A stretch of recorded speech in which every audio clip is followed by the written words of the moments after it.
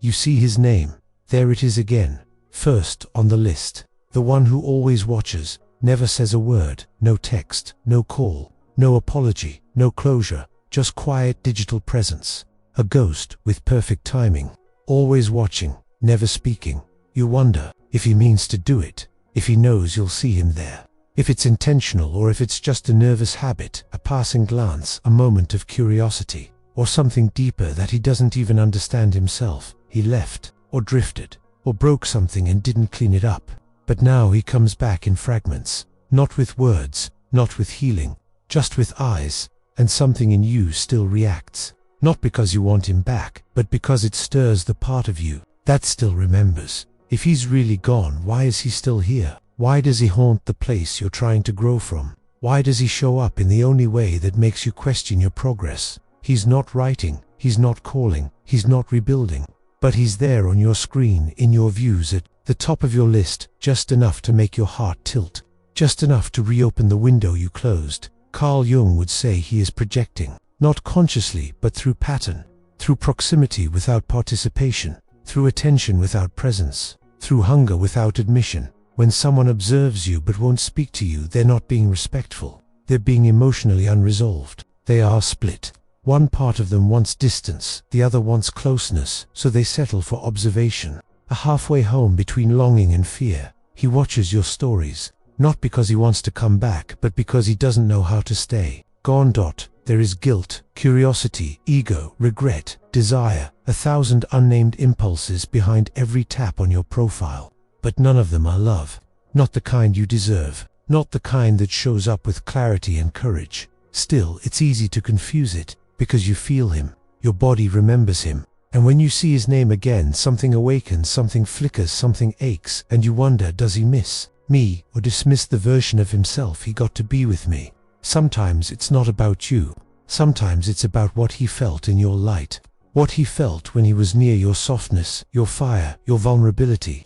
And now he wants a piece of that again, but not the responsibility of holding it. So he taps the story, watches from the shadows, lets you know without letting you heal. And you are left in confusion, not because you're weak, but because you're human and your heart was open. You start crafting your posts around his presence, not consciously but subtly. You want him to notice. You want him to read between the lines. You want him to feel something, even if he says nothing. And this is where you lose yourself. You are no longer posting from your truth. You are performing for a ghost. You are writing to someone who is not writing back. You are shaping your expression to touch a man who doesn't know how to hold what you offer. And that is the danger. Because your light is sacred, your voice is sacred, your healing is sacred, and none of it was meant to be filtered through the lens of someone else's avoidance. He is not gone, but he is not here. And that in-between space is where your peace goes to die.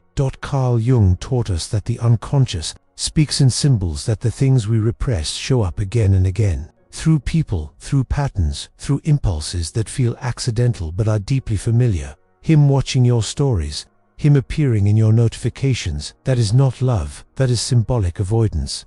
It is what happens when someone cannot integrate what they once felt, and so they circle it, orbit it, view it from afar, without ever touching it again. But you are not a memory, you are not a screen, you are not a container for someone else's hesitation. You are a living soul, deserving of love that is spoken, not hinted. Love that arrives, not lingers at the edge of your world. He may still watch, but you don't have to wait. You don't have to interpret his silence as connection. You don't have to wonder if he saw the quote, or felt the song, or understood the picture you posted last night.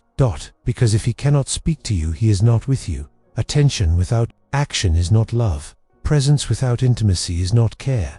Watching without showing up is not enough. And deep down you already know this. You feel it in the hollow space between your heartbeat and his name. You feel it in the pause before you check who watched. You feel it in the way you hope, and then immediately feel ashamed for hoping. This is not your shame to carry. This is not your loop to stay stuck in. You are allowed to break the cycle. You are allowed to block. You are allowed to stop checking. You are allowed to delete his access to your world, even if part of you still wants him to see. You are not cruel for protecting your energy. You are not dramatic for needing clarity. You are not cold for refusing to perform for someone who doesn't even speak your name anymore. You are rising. You are healing. You are becoming the version of yourself that no longer needs silent validation from someone who once chose to disappear. The truth is, if he wanted to reach out, he would. If he had something to say, he would say it. If he had grown into the man you needed, he would already be here. But he is not. And all you have is his view count. And that is not love. That is a shadow. And you were never meant to be someone's shadow. You are the fire. You are the warmth. You are the presence. And you deserve someone who walks into your light, not someone who stands at a distance afraid to feel it again. So let him watch if he must, but do not let him keep you from moving forward. Do not let his hesitation slow your healing. Do not let his eyes on your stories confuse the direction of your soul. You are no longer performing for silence. You are no longer speaking to the absence. You are no longer shaping your truth for a man who refuses to hold it. Let him stay quiet. Let him observe. Let him live in the distance. But you return to yourself. You reclaim your voice. You post for your joy, not for his reaction. You share for your freedom, not for his regret. Because he may be watching, but you are living. And that is the difference. Before we continue, if you have ever felt trapped by silent connections that drain your energy, the Jung Method can guide you to understand and release the bonds that logic alone cannot explain. The link is pinned in the first comment. He is watching, but he is not reaching out. And every time you see his name, something inside you stirs. It is not always love. Sometimes it is an old wound opening. Sometimes it is your nervous system remembering the version of you who felt seen by him, even if it was for a short time. And that memory is powerful, because your body does not differentiate between presence and memory. It only feels the weight of both. Carl Jung believed that what we cannot accept consciously, we are forced to relive unconsciously. Perhaps this is what his silent observation means. He may not have the words to face what he feels. He may not have the courage to confront the fact that part of him still lingers with you. And so, he does the only thing that feels safe. He watches. But here is the truth. Watching is not the same as loving. Observing from a distance is not the same as showing up. And yet, because of the way we are wired, this silent act can feel like a thread that still connects you. It can awaken all the feelings you fought to bury. It can make you wonder if you matter to him more than he lets on. But ask yourself this: if he truly valued what you gave him, why would he choose silence over clarity? A man who cares will speak. A man who sees your value will act. A man who is ready will not hide behind views and digital shadows. You deserve a voice, not just a view. You deserve truth, not just attention. You deserve presence, not just observation. And yet, you hesitate, because part of you still believes that his silence means something. Part of you hopes that he's watching because he regrets, because he cares, because he doesn't know how to come back, because he's scared. And while that may be true, it is not enough. Fear is not love. Silence is not intimacy. Unspoken feelings are not commitments. And regret without action is still abandonment. What he is doing is not love. It is self-soothing. It is control. It is unresolved longing. It is unfinished business that he is not willing to finish. And yet, you feel tied to it, because no one ever taught you that love that confuses you is not love that nourishes you. You are conditioned to believe that longing is romance, that waiting is proof, that presence in any form is better than absence. But that is not true. When he watches and never speaks, he is not choosing you. He is choosing himself. He is choosing to take without giving. He is choosing to feel without taking responsibility for your feelings. He is choosing to remain safe while keeping you emotionally exposed. And you are allowed to end that dynamic. You are allowed to remove his access. You are allowed to stop creating space for someone who refuses to speak into it. You are allowed to want more, to need more, to demand more. Not because you are desperate, but because you are healing. You are no longer the woman who will settle for half presence. You are no longer the woman who will mistake digital noise for emotional connection. You are no longer the woman who posts and hopes that the right person will notice.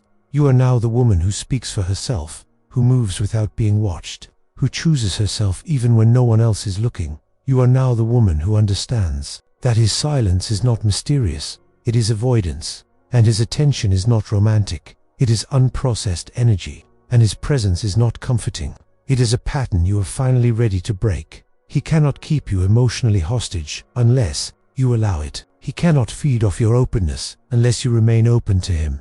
He cannot linger in your field unless you keep the door unlocked. So lock it. not with bitterness, but with boundaries, not with anger, but with awareness, not with games, but with grounded truth. You are not cruel for wanting peace. You are not heartless for blocking someone who won't speak. You are not overreacting for needing clean emotional lines. You are wise. You are evolving. You are choosing the version of yourself that doesn't need to be seen by him to feel seen. Because now, you see yourself, you hear yourself, you validate yourself. And that is what love looks like when it starts within.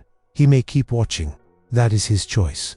But you will no longer let it define your worth. You will no longer shape your healing around the gaze of a man who never had the strength to face you. And one day, if he ever does speak, if he ever reaches out, if he ever says the words you waited too long to hear, it will no longer matter, because by then you will have already moved past the need to be understood by someone who refused to meet you there.